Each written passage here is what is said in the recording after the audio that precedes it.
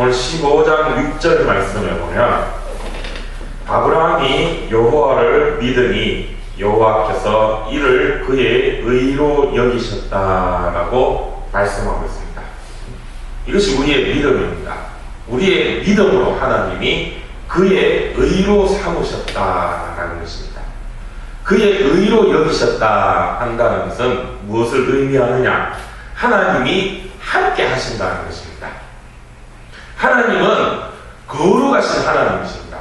그래서 우리는 죄인이기에 거룩하지 못하기에 또 하나님은 완전한 분이시지만 우리는 완전하지 못한 존재이기에 하나님과 함께 할 수 없는 그런 존재가 바로 우리 사람입니다.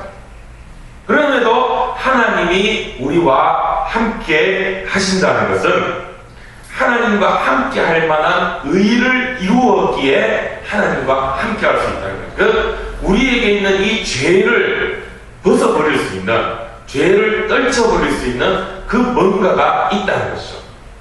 하나님이 아브라함과 함께 하실 근거가 되는 것이 있었다는 것입니다. 그것이 오늘 믿음이라는 것입니다.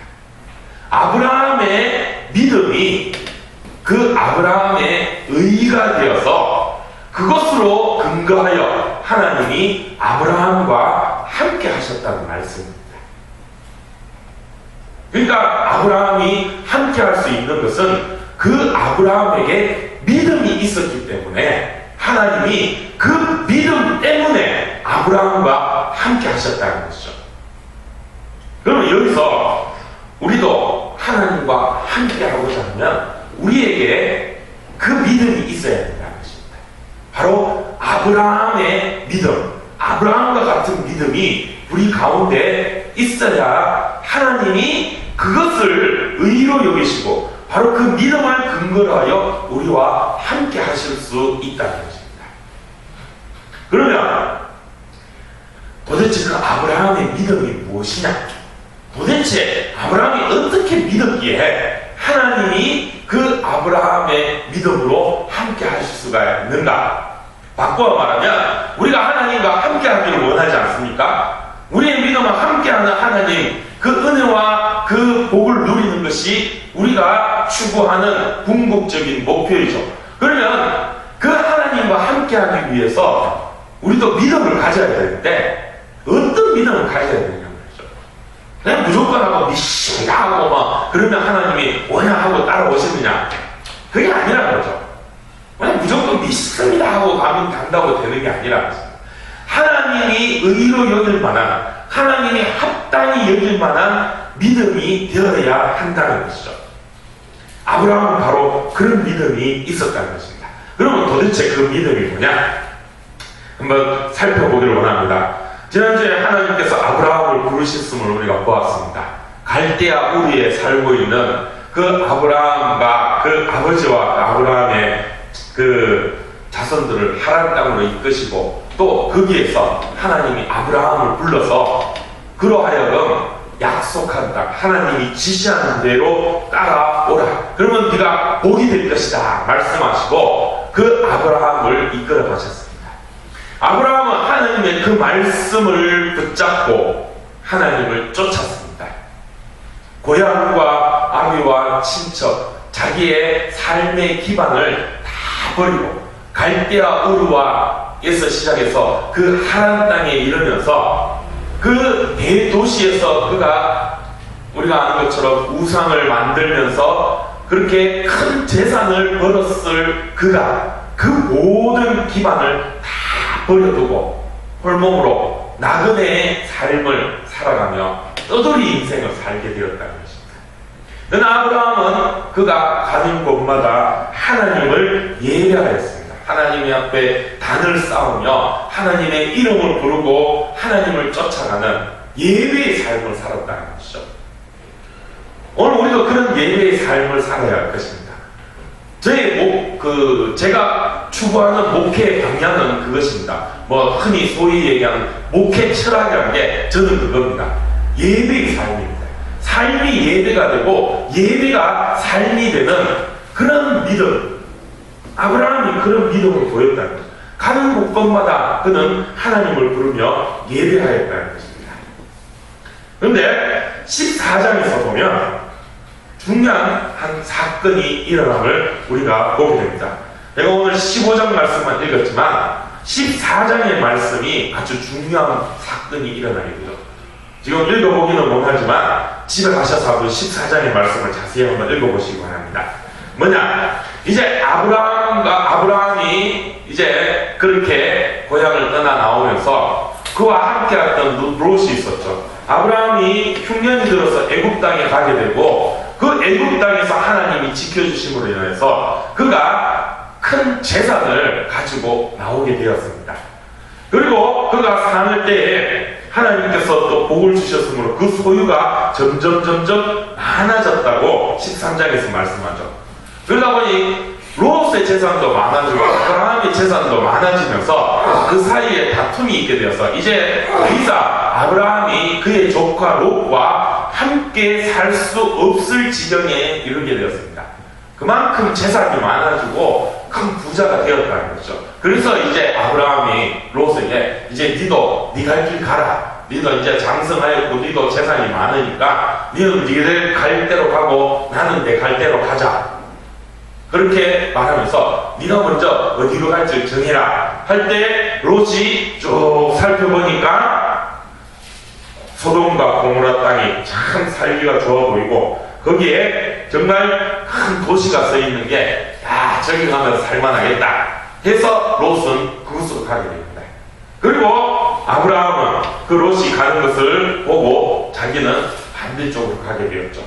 그때 하나님께서 다시 한번 아브라함에게 믿음의 눈을 띄워주게 했습니다. 롯은 그냥 눈에 보이는 대로 쫓아갔습니다. 그도 사람에게 눈에 보니까 쭉 보니까 그 광야 그렇게 황폐한 땅도 있고 뭐 좋은 땅도 있고 이렇게 있는데 눈에 탁 띄는 게 소돔과 고모라 땅이었죠. 저기는 좋다. 저기 가면 뭔가 되겠다. 그렇게 눈에 보이는 대로 쫓아갔다는 거죠. 그러나 아브라함은 눈에 보이는 대로 쫓아가지 않았습니다. 하나님의 음성에 귀를 기울였죠. 하나님이 어디로 가라 하시는가에 귀를 기울이고 있었다는 것입니다. 그때 하나님께서는 다시 한번 아브라함에게 이 가나안 땅에 대한 비전을 주신 것이죠. 자, 그때 이제 14장의 사건이 일어납니다. 롯이 그 소돔과 고모라 땅에 가서 거기서 살고 있는데 그때 큰 전쟁이 일어나게 됩니다.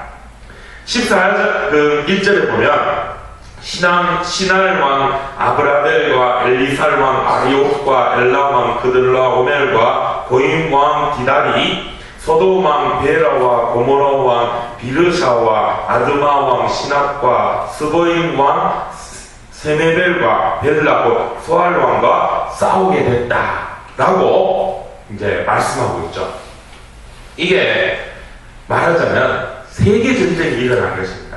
보면 시날 왕, 엘레살 왕, 또 아리옥과 엘라 왕, 그돌라 왕 이렇게 이 연합군이 형성되죠.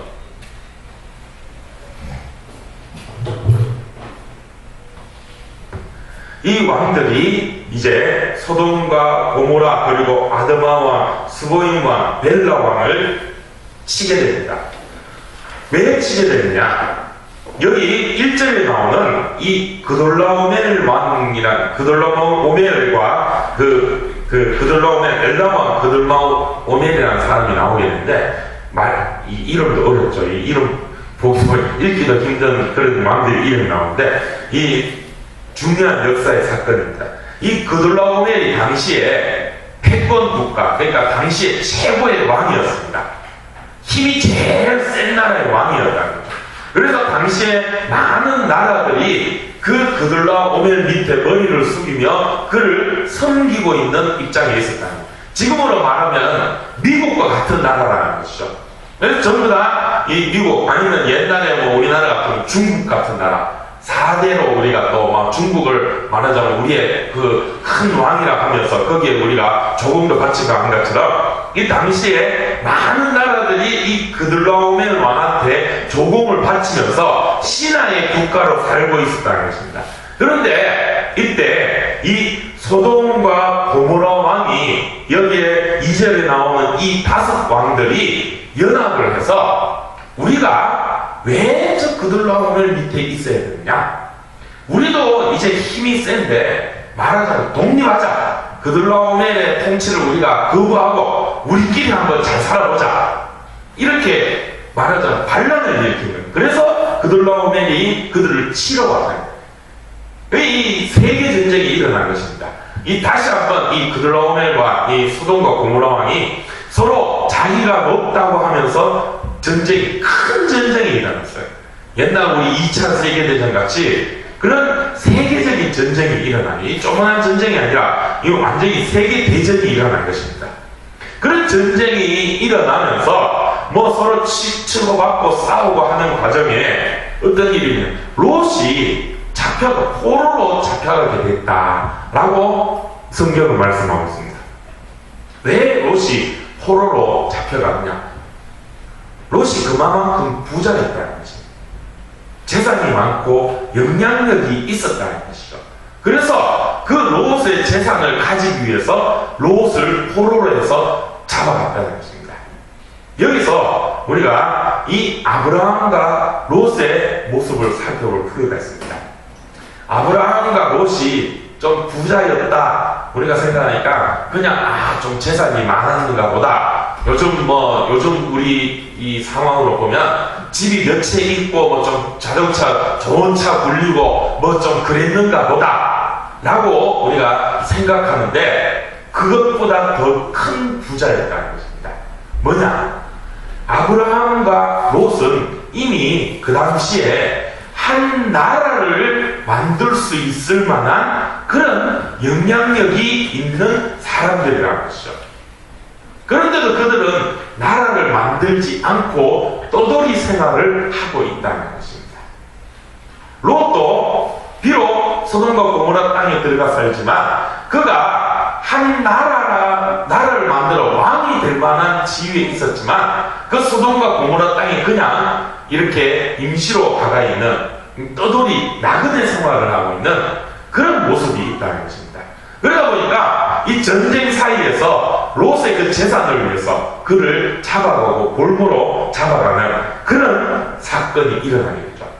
그 소식을 듣자 아브라함이 어떻게 합니까? 롯을 구하고자 군대를 이끌고 이 롯을 구하러 가죠. 318명의 군대를 거느리고 롯을 구하러 갑니다.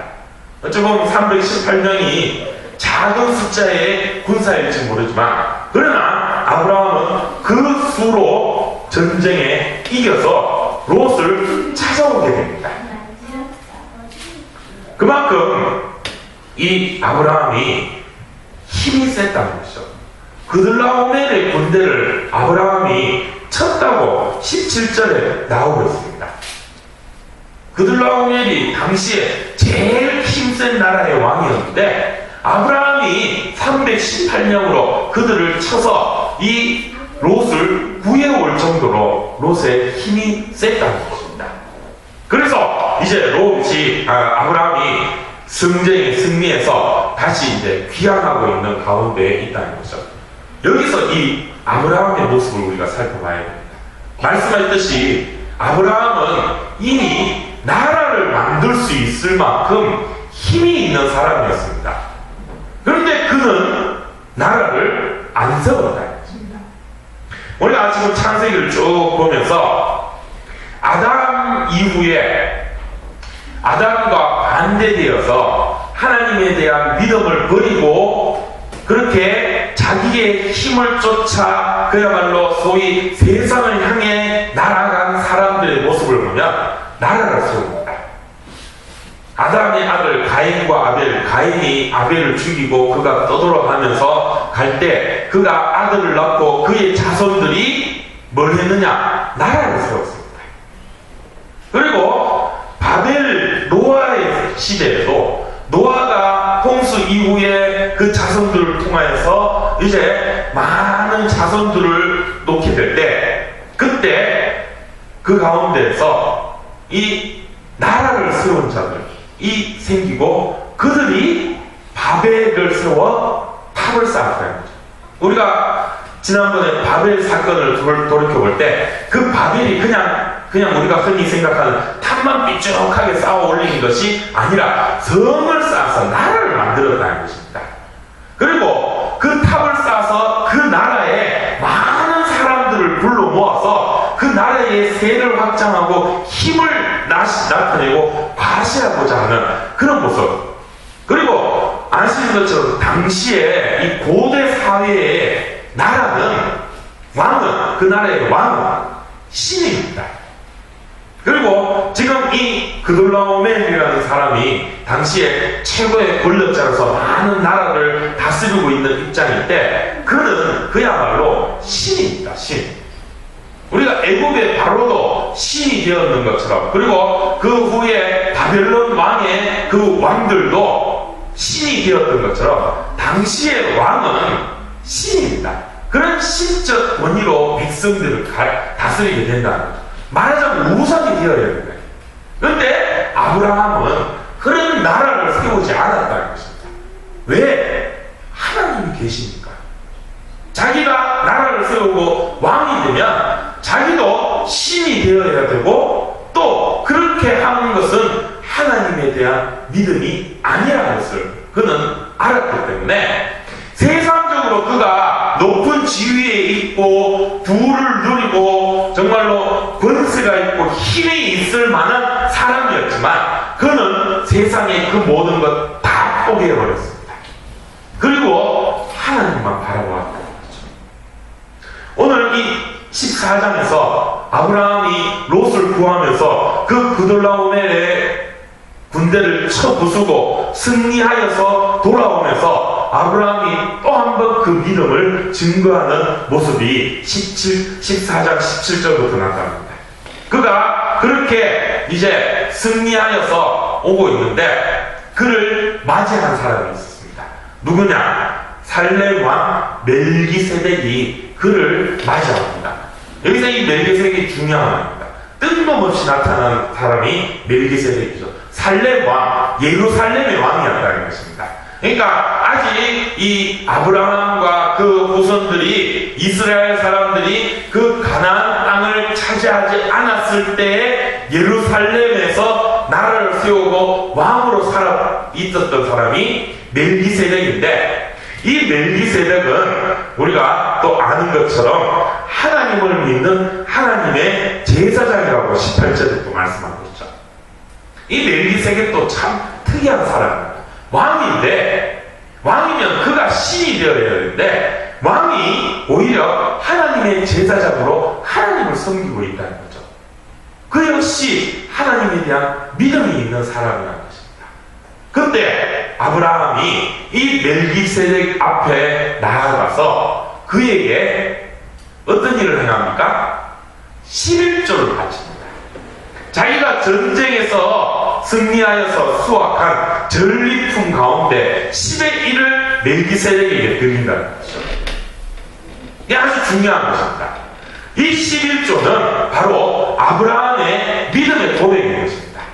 이 전쟁은 내가 내 힘으로 이긴 것이 아니라 하나님이 이기신 것입니다 라고 고백한 것이 바로 이 11조라는 것이죠. 우리는 흔히 11조를 어떤 조건으로 생각합니다. 내가 11조를 바치면 하나님이 복 주실 것이다. 우리는 여지껏 그렇게 배워오고 그런 믿음으로 하는데 진정한 11조는 그게 아니죠. 나의 모든 것이 하나님 것입니다 라고 고백하는 것이 바로 11조입니다. 아브라함은 지금 그렇게 자신이 승리한 것을, 자기가 이기고 지금 이렇게 많은 전리품을 가질 수 있었던 것은 하나님 덕분입니다. 그래서 이 모든 것이 하나님 것입니다 해서 10의 1을 멜기세덱에게 바치며 하나님 앞에 드리고 있다는 것입니다. 그러면 또 이렇게 또 따지는 사람도 있겠죠. 왜 10의 1, 10분의 1만 드리냐? 네? 전부 다 그러면 하나님 것이다 그러면 다 바쳐야지 왜 10의 1만 드리느냐? 아브라함은 10의 1만 드리지 않고 다 드렸습니다. 그 이후에 또 어떤 일이 일어나냐? 그렇게 멜기세덱에게 11조를 바치니까 소돔 왕이 아브라함에게 옵니다. 그러면서 소돔 왕이 아브라함한테 따집니다. 야, 너 딴 건 다 몰라도 네가 지금 거느리고 있는 그 군사들은 나한테 줘. 이렇게 얘기합니다. 왜 소돔 왕이 뜬금없이 아브라함한테 그렇게 얘기했냐? 아브라함이 멜기세덱에게 하는 것을 보았다는 거죠. 멜기세덱도 왕이죠. 그에게 이 10분의 1을 탁 드리는 걸 보니까 소돔 왕도 나도 왕인데 왜 멜기세덱에게만 그 전리품에 주고 나한테는 왜 안 주냐? 나도 왕인데 내한테 또. 그래서 이 소돔 왕이 아브라함에게 군사를 달라고 그 군인들을 나에게 줘 라고 말합니다. 그러나 아브라함은 그 소돔 왕의 이야기에 군사만 주는 것이 아니라 다 줬습니다. 그러니까 지금 아브라함은 이 전쟁에서 승리하여서 거두어들인 그 모든 전리품을 그냥 자기가 챙긴 거 하나 없이 다시 그냥 돌려줘버렸다. 이게 뭘 의미하는지 아십니까, 여러분? 이게 아주 중요한 겁니다. 아브라함은 지금 이 전쟁의 승리로 제국의 제왕이 될 수 있는 그런 지금 이 기회가 왔다는 것이에요. 그돌라오메를 이겼습니다. 당시의 최고왕인 그돌라오메를 아브라함이 꺾어버렸다는 것이죠. 그러면 아브라함이 그 자리에 설 수가 있습니다. 전쟁에 이기면요, 이기는 사람이 모든 재산을 다 가집니다. 아브라함이 그 당시에 세계에 가장 많은 부유한 왕이 될 수 있는 기회가 지금 이 기회라는 것이에요. 그런데 아브라함은 그거를 포기해버립니다. 왜? 난 그거 필요 없다는 것입니다. 난 하나님 믿고 하나님만 따르지 세상의 부귀영화 필요 없다. 아브라함은 지금 그것을 얘기합니다. 세상 거 필요 없고 나는 하나님만 보고 하나님만 쫓아가겠노라. 세상의 그런 제국의 왕이 되는 것, 세상을 다스리며 세계 최고의 왕이 되는 것, 나는 그거 필요 없다. 아브라함은 지금 그렇게 이야기하고 바로 그 믿음을 증거하고, 그래서 하나님께서 그 믿음을 보시고 그의 의로 여기시며 아브라함에게 찾아오셔서 약속을 하고 은혜를 맺게 됩니다. 네가 앞으로 너를 통하여서 큰 민족, 하늘의 별과 같은 민족을 이루게 해주겠다. 그리고 네가 있는 이 땅, 이 가나안 땅이 너의 땅이 될 것이다. 그런데 그게 지금 당장은 아니라 앞으로 먼 훗날 이루어지게 될 것이다 라고 말씀하고 있는 것이죠. 15장 16절에 보면 4대 만에 다시 오게 될 것이다. 아브라함의 믿음을 하나님이 확인하신 거죠. 그가 세상에 쫓아가서 세상 것 바라보며 사는 것이 아니라 오직 하나님만 바라봄을 하나님께서 보셨기에 그와 함께 하시면서 그를 통하여 하나님의 위대한 원대한 구원의 역사를 이루어 주실 것을 그에게 말씀해 주고 계십니다. 그러면서 그 믿음의 그 말씀의 언약의 징표로 계약을 맺게 됩니다. 하나님께서 아브라함을 통하여서 소와 양과 또 염소, 비둘기를 놔두고 그것을 준비하라 할 때 아브라함이 그 짐승들을 반을 쪼개가지고 갈라놓고 그가 그 사이를 지나가면서 하나님을 기다렸죠. 그리고 하나님께서 불러오셔서 그 짐승 사이를 지나가셨다라고 말씀합니다. 이건 당시 고대의 계약의 조건을 말하는 것입니다. 이거는 생명을 걸어놓고 약속하고, 너와 내가 이제 약속을 하는데 목숨 걸고, 만약에 이 약속을 어길 시에는 지금 이 짐승처럼 반으로 쪼개져 죽게 될 것이다 라는 생명의 약속을 아브라함과 하나님이 하게 된다는 것입니다. 하나님이 아브라함을 동등하게 보고 계신다는 것이죠. 무엇 때문에요? 그의 믿음 때문에. 세상에서 가장 가장 높은 지위에 설 수도 있었던 아브라함이 그 모든 것 다 버려두고 하나님만 바라보고 가겠습니다. 그 믿음을 하나님이 보셨다는 것입니다. 오늘 우리는 무엇을 보고 있습니까? 우리도 세상 가운데 어떤 그야말로 세상적인 성공의 기회들이 우리에게 왔을지도 모릅니다. 또 그것이 우리에게 있을지도 모릅니다. 그러나 우리가 거기에 취해서는 안 됩니다. 물론 그것도 하나님이 우리에게 주신 복이라 할 수 있습니다. 그러나 우리가 거기에 취해서 거기에 넘어지면 안 돼, 거기에 머물면 안 된다는 것입니다. 하나님이 요구하시는 것은 그런 눈에 보이는 것, 세상 것 쫓아가는 거기에 머무르고 안주하는 것이 아니라 그것보다 더 높은 하나님의 은혜, 더 깊고 원대한 그런 얄팍한 눈에 보이는 것 쫓아가는 것이 아니라 더 놀라운 눈에 보이지 않는 하나님의 은혜를 쫓아가는 그 믿음을 요구하고 계신다는 거죠. 왜 지금 우리의 믿음들이 세상 가운데서 약화되고 믿는 사람들이 믿는지 안 믿는지 세상 가운데서 예수님이 말씀하신 빛과 소금의 역할을 제대로 하지 못하고 지금 이렇게 욕을 얻어먹고 왜 이 기독교가 교회가 쪼그라들고 있느냐? 바로 이런 믿음대로 살지 못하고 있기 때문이죠. 롯과 같이 눈에 보이는 대로 눈에 보이 저거 좋다 하고 막 그냥 쫓아가는 그런 믿음을 우리가 갖고 살고 있지는 않는가? 우리 스스로의 믿음을 돌이켜봐야 된다. 우리의 믿음은 아브라함같이 되어야 됩니다. 정말 하나님과 동행하는 삶을 살기를 원합니까? 예배의 삶을 살기를 원하십니까?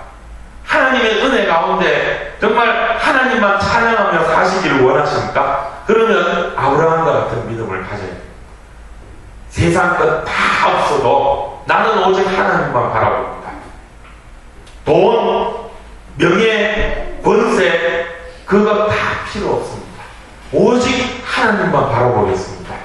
땡전 한 푼 없어도 하나님 때문에 찬송할 수 있고 기뻐할 수 있는 그런 믿음의 삶을 살기를 원합니다. 이 믿음이 우리에게 있어야 된다.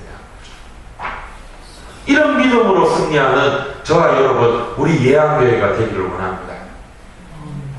우리 예한교회가 정말 세상 가운데 빛과 소금으로 서기 위해서라면 우리가 이런 믿음을 가져야 됩니다. 하나님만 바라보고 하나님만 쫓아가는 눈에 보이는 것, 거기에 우리가 얽매여 있는 것이 아니라 그것을 뛰어넘는 믿음으로 달려가는 그런 예한교회가 되어야 할 줄 믿습니다. 그런 믿음의 승리자가 되어야 할 줄 믿습니다. 그때 하나님이 우리와 함께 하시고 우리는 그 어떤 것도 이겨낼 수, 극복할 수 있는 그런 진정한 믿음의 승리자가 될 수 있을 줄 믿습니다. 그런 믿음의 승리자가 되시기를 주님 이름으로 축복합니다. 기도하겠습니다.